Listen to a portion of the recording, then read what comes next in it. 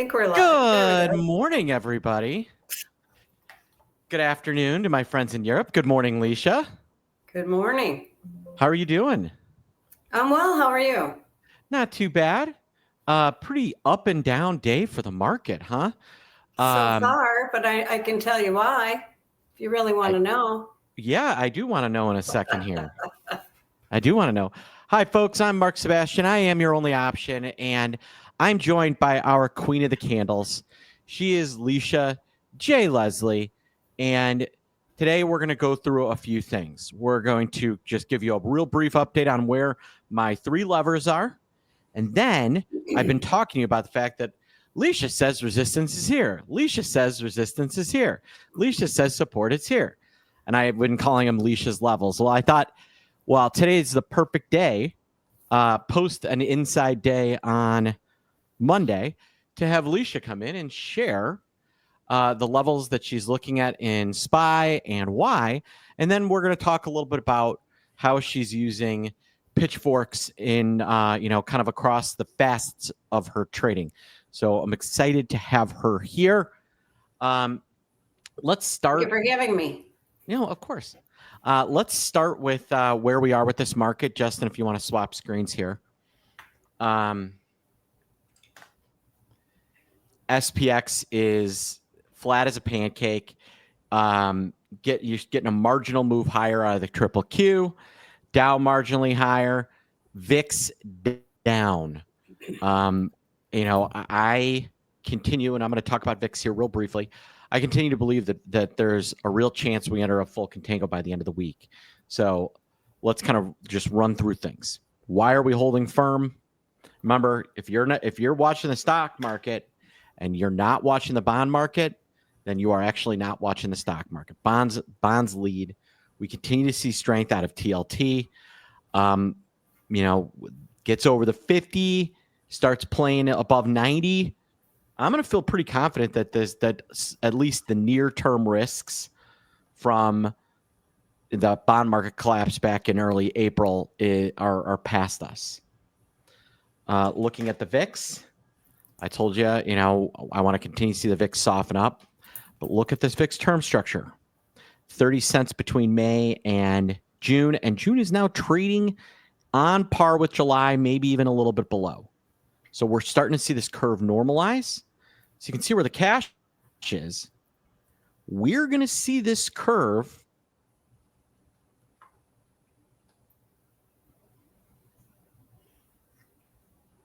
do this. And this is going to drop. However, I expect to see VIX itself over the futures for the next few days, which is going to be give a little bit of keep a floor in some of these volatility ETPs. And last but not least, we've got the Russell 2000. I want to see it lead, not leading today. It was leading yesterday. But, I continue to believe that if the market's really going to show some strength here, that you're going to see the Russell 2000 rally. I like it up to $200 by Friday. That's kind of my target. So keep an eye on the Russell. And there you have it, folks. You can see we've gone green kind of across the board, except the one that that I think is going to go, that I think should be green. And VIX is kind of getting demolished. So there's kind of our three levers. We continue to be in a spot where, the market is telling us it is calming down, that it is starting to breathe. Not out of the woods, but the market is definitely telling us it is starting to breathe. So keep that in mind as you are playing in this market. There's no reason the VIX has to go back to 30 or 35.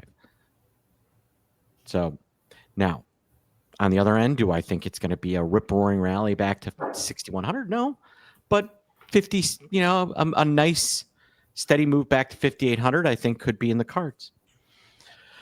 And there you have it, folks.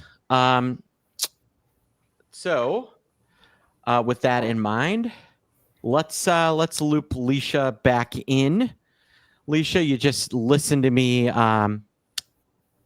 yammer for a good 5 minutes there on what I think about the market. Yep. Swap to her screen. What? Let's start with SPY. And you said I know why we're hitting why we're kind of stuck. That's right. Why don't you talk Look at how about why beautifully SPX is following this pitchfork. Held it down here on the main support down there. Kind of paused a little bit here at the resistance. Now we're up against the median line. We're actually trading through it. Remember, folks, you can use the 5-minute, you can use the pitchforks on your 5-minute chart also. I have this SPX 5-minute pitchfork that goes back to Wednesday. Look how well it follows that. We have a little cross intersection of the 5-minute median line and the daily median line. This is what I'll be watching all day today. I will be watching, well, by the close, I should say. I'll be watching for a close over this median line, say 55.37. We get a nice close over that. We have an 80% chance of trading to the top of this channel. That takes us to 58.20. Now, we may not make it in 2 days. We may meander, as Mark would say. I almost called you Grant. But yeah, according to the pitchfork rules, we close up in there, clear the most recent highs. We have an 80% chance of trading the other end of the channel. There you go. So I am watching that. Watch 55.37 and close above that today in SPX. Yes. So yes, Lucia, is fine. Yeah. all right. So you just showed the proof. We've already showed the proof of why. Let's go back to SPX real fast. Sure. We've already shown the proof of how these things work. Can you give everyone kind of a 30-second, like, what is a pitchfork, and then maybe 30 seconds on the history, where they came from, that piece of it, because not everybody here has even seen or heard of a pitchfork. This is a trading technique that I like to say it's so old that it's new again. It's like how all the kids are wearing Birkenstocks again for the first time in 25 years and Sambas. Which are ugly. Sorry. Anyway, yes. Pitchforks were hand drawn back in like 1920s. One of the original guys, there were 3 guys that developed them together. One of the original guys predicted the crash of 29.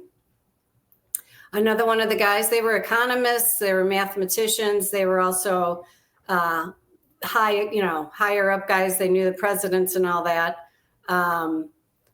FDR asked one of them what he thought the market was going to do in the next 15 years.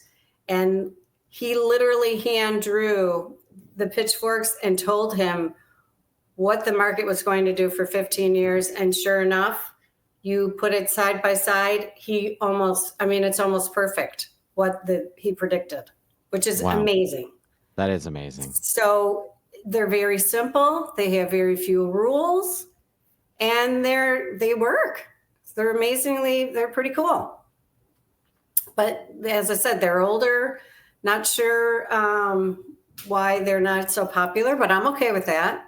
I'm okay if, 100% using them. Yeah. But you can see the history of how it follows, which, Mark, we need to talk about Costco. My 2024 stock pick. Every year, our option pit traders pick a stock, right? 2024, here we are, December, January. I chose Costco. And I said Costco is going to trade from 640 to 1,000 to the top of my pitchfork. And sure enough, here's 2025. It happened here. In December 12th, right around mid-December, it traded 1,000, right at the top of my pitchfork. Wow. And pretty cool. When I'm looking at the pitchfork, the median line is like kind of the middle price for all of this. Yes. The green line is kind of like the green area is kind of within normal range of the median line, and then the blue areas are when the market is. Stop me if you think I'm wrong. And the blue, or if I'm wrong, the blue areas are when things are stretched. Is that Yes. a fair assessment? That's a fair assessment. All right. But it could trade at any and all of those areas. All right. So, Leisha, this is amazing. You you're looking at a pitchfork, and you pick up Costco. You say, I'm buying Costco, very beginning of 2024, at the bottom of this pitchfork. And then over the course of 360 some odd days, Yeah. it goes full cycle, where if you just close your eyes, it did follow it higher. Yes, it did. And ended up literally touching the top and touching exactly 1,000. Pretty darn amazing. Yeah. Now, Leisha, you're doing a kickoff That's right. I have class some new. today. Why don't you talk to people? Why don't you talk to me about what you're doing today? Yes, I have. So, option shoppers, we meet every Tuesday at 1:00 for our shopping spree. We have some new members joining us today. We're going to review pitchforks, a quick little review to make sure people are understanding them. And then I'm going to reveal about 4 or 5 stocks that I see this right now. The same idea that Costco was down at the bottom of the pitchfork and could rally back to the top. I'm seeing a handful of stocks here that I think this longer term will trade from the bottom of the pitchfork back to the top. So I'm going to reveal those stocks. We'll look at a short-term trade, which we always do. We always have a lesson. We look at trade ideas, and then I take chart requests at the end. It's a very fun hour. That is a fun hour. Now, was there any stocks that you wanted to talk, like maybe one that you're kind of looking at? Maybe not the one you were going to steal one out of me? Yeah, I'm going to squeeze one out. I think, hey, well, we'll see. Do the people here, folks here, do you want Leisha to reveal one of her stocks? All right. Let me know if you do. I just pulled it up. So I'm gonna guess that the answer is people are gonna want you to do that, but I think AI is way down at the bottom. Oh yeah, and forming a bottom down here, moving away from that support. And the beauty as option traders, we don't have to just go out and buy the stock and go through the ups and downs while it works its way all the way back up here. With our guidance of our pitchforks, we can hop into some calls, hit some resistance, take our money off the table, get some proof of the stock continuing its rally, hop back in to the next level, take your money off the table, close and roll, right? That's the beauty of option traders. We can close and roll and ride it all the way back up here. That's my plan. I like it. C3 AI. This is one I see it super active on the paper side. Oh, is it? Good. Oh yeah. There is a trader that trades like weekly options on AI up and down. So like he or she does this like cheapy call spread. When it wins, they kill it and roll it, and they'll ride it all the way up. And then once one of their call spreads loses, they flip to put spreads, ride it down. And then, once one of those put spreads loses, they switch back. It's an interesting strategy. I don't know how profitable they are. So I'm going to have to take a look. I'm not so sure they're making a lot of money doing what they're doing. Just because somebody trades size doesn't mean they trade smart, folks. You've got to, over time, and at least you'll remember that. You know this. Over time, when we were on the floor, you started to know who the customers were that were trading the different stocks, right? Like this same customer did the same trade once a month. We were like, oh, hey, Stu's back with, whatever. Yes, Stewie. I remember Stewie. Yeah. You see the same thing, though, when you watch large block orders going by every day. You see the same kind of patterns. So All right. So let's another name people are wanting to talk you to talk about, because you've been so dead on with it, is Palantir. Is that's Oh, yeah. that thing that I'm guessing that's not at the bottom of your pitchfork right now. It is not, because that thing has been a beast. But a lot of traders are asking me, where does Leisha see Palantir going next? Because you basically called it going to 110. It went straight there. And then it Actually, started to rally 104. again. It was People want to know, 104 or where 105. does it end? We have a very nice call vertical and option shopper right now along the 108, 118 call vertical, because I'm expecting it to trade up here to 119. We got in just over $3 and it's trading 560 right now. Our goal is around $7 to get out of that. We'll probably get out about 6.5. One more little push here, and I'll probably close that call vertical. But yeah, you can see,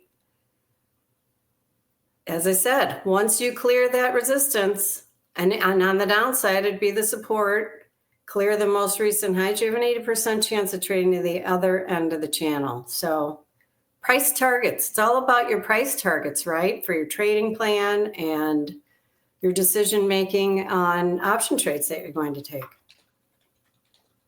So yeah, we're looking for Palantir to trade 119. All right. Traded 1582 today. Yeah, it's just been an absolute beast.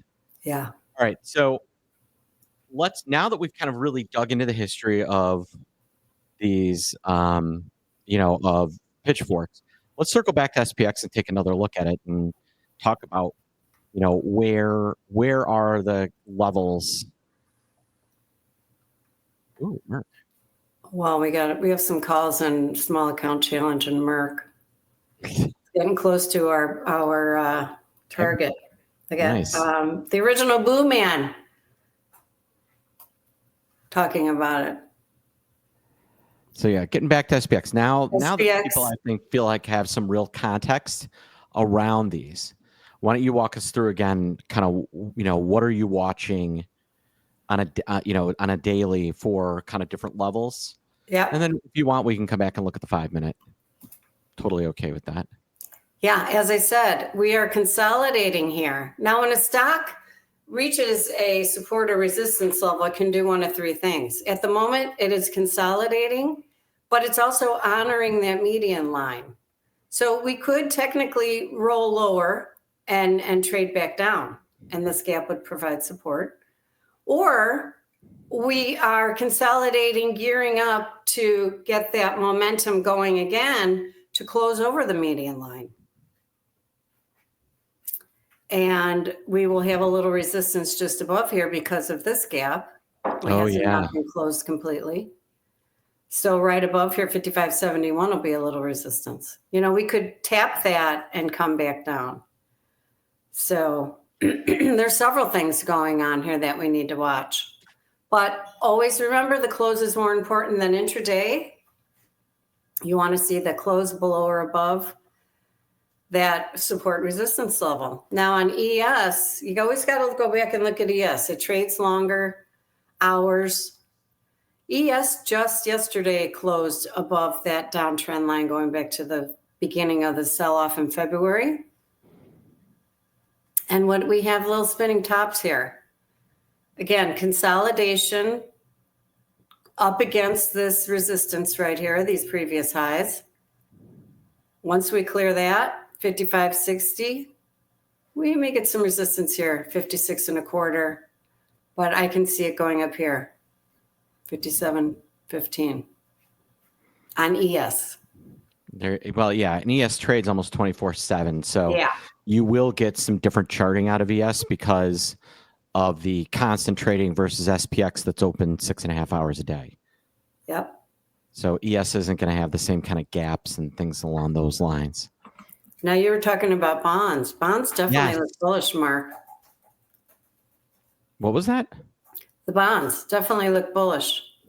Yeah, I mean, that's really been the key to this whole thing. And what I've been watching is, the bond market, when you look at when we were falling apart, when we were lows, people are worried about the market really falling apart.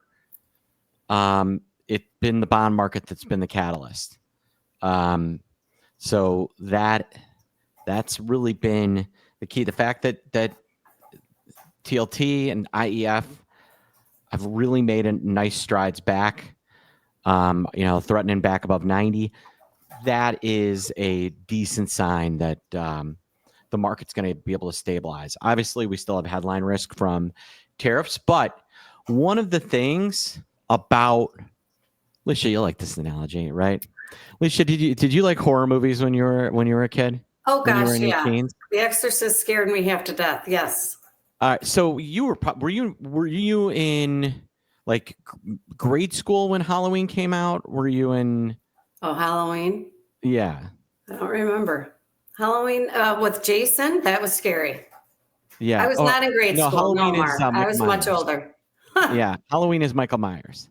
Yes. Okay, so we can do Jason. That's Friday the 13th. All right. Okay, that one scared me too. All right. So Friday the 13th, part 1, right? That scared you, right? Because you were like, oh my gosh. Oh yes. At the Yes. camp and all that. Yes, that was very Oh, yeah. scary.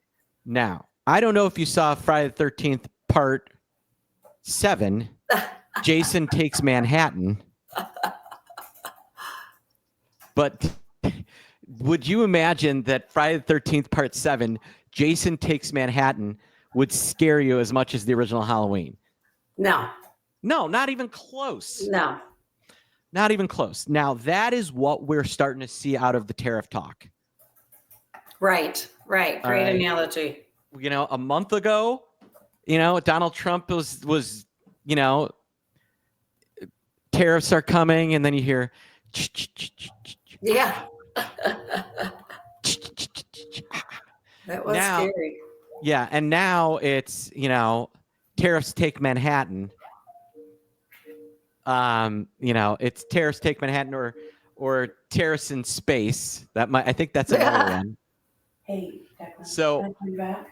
The point is that I think some of the real fear from tariffs, the long-term effects could absolutely long-term be a weight on the market. But the volatility shocks, the fear shocks we get out of tariffs are probably ramping down. As long as the bond market stays firm, we're probably not seeing a VIX over 35 again. Might not see a VIX over 30. Over 30, completely possible. 35 is going to be a little tough here. And how are you, Steve? Tariff NATO. That's hilarious. Yes, exactly. We need, Donald Trump is iron-zeering, buzzsawing Chinese imports. But my point is that peak fear is over. Doesn't mean the market goes straight up. In fact, it almost never does. Right. But, stop being, if you hear a new tariff rumor, it's not going to have the same effect as did last week. We would need here's a headline that would actually tank the market, right? Xi and Trump get in heated argument in face-to-face meeting, kick dirt on each other's shoes, leave him, fly back to home country. All right, we'll get some serious selling there. But outside of something like that, these little rumors and tidbits are not going to move markets the way they have over the last month. Well, they roll out Besant has to just calm things down, right? Whenever he begins to speak, the market calms down. They like when he comes out. Oh, they love him. Yes. Well, he's a Goldman guy. He knows how to say it. He knows how to exactly. Say it. Hey, guys. It's amazing that revolving door between the government and Goldman Sachs, isn't it? Yes. Yeah, it absolutely is. It's incredible. There's a ton of them. So anyway, the point is we're going to need something new to get another scare. All right, folks, you have Alicia for about 3 more minutes. Any questions for her before I set her loose on option shoppers? Oh, the new prime minister in Canada was a Goldman guy too. That's hilarious. Who ended up winning that? The Liberal Party? I believe so. I thought Yeah, the Mark election was Carney. today. I knew the name. I didn't know. I thought the election was today. Was it yesterday? Yeah. Oh, yeah, it was. Would I consider redrawing the pitchfork to include the latest low on PLTR? The latest low. Well, I kept this pitchfork because of this area right here. It paused trying to get back in there, retested it, and coming back down right here. I like this pitchfork. I would add maybe a channel down here if it trades back down there. A parallel channel is always nice, but this pitchfork from the day it begins is a good one. So that's why I'm keeping it. I don't want to redraw it yet. There you have it. Looking good. All right. So, all right. Who does Hans think wins the cup now? We're not Hans. You can ask him on Friday. Hans will be here tomorrow. CLN says great call on IBM. Oh yeah, nice move. Very nice move. That's great. Absolutely. 239 today. Yeah. I'm gonna have to. I'm gonna have to You're welcome. close some IBM calls here. So I'm gonna have to close some IBM calls, Alicia. We have Good those thing. May in Ticker Highlight Show. We had the May 23rd. So Ticker Highlight Show is Mondays after this. So if you're not staying for that, you're missing out. All right. Yesterday, Alicia and I came up with buying the May 23rd 235 call for $5. And overnight, it's already $7.70. I am going to take my money because 50% overnight, Yes. I'd be a fool not to close it. Yes, you would. Thank you, Alicia. Great trade, though. Yeah. All right. Well, folks, if you've not gotten a chance to join Alicia in her masterclass and you've not gotten into Option Shopper, now's the time to change that. Alicia, why don't you once again give everyone a real recap of what you're going to be going through with this in the class? Yes. And tell us why now for Option Shopper. Well, every Tuesday we meet for our shopping spree. We have a lesson, and our lessons are pitchforks, candlesticks, reading the charts, trading options, delta, gamma. We cover everything. Risk, reward, trade plans, all kinds of stuff every week. And then we look at new trade ideas. We review our positions. And then I take chart requests at the end. And we generally trade 2 to 3 trades a week. It's awesome. Yeah. We have fun. So yeah, join Alicia today. You can click the link here. Today I will be revealing, I forgot, I will be revealing those longer term ideas today. Yeah, she has. She's going to hand out a great longer term idea. So you've got to join today to get in on that. You can click this link. You're already a member of one of let's say, Small Account Challenge or Delta Strike or something like that. Give Ted and Drew and Ted's team a call, 888-872-3301, and he will take very, very, very good care of you. Well, thanks, Mark. Thanks, everyone. Yes. So there you have it, folks. There's Alicia's levels. We'll be back tomorrow. Andrew's going to be covering some intense funness in the volatility index. So we're going to do a little dive there. So make sure you join me tomorrow. So for Alicia, J. Leslie, the Queen of the Candles, I am Mark Sebastian. I am your only option.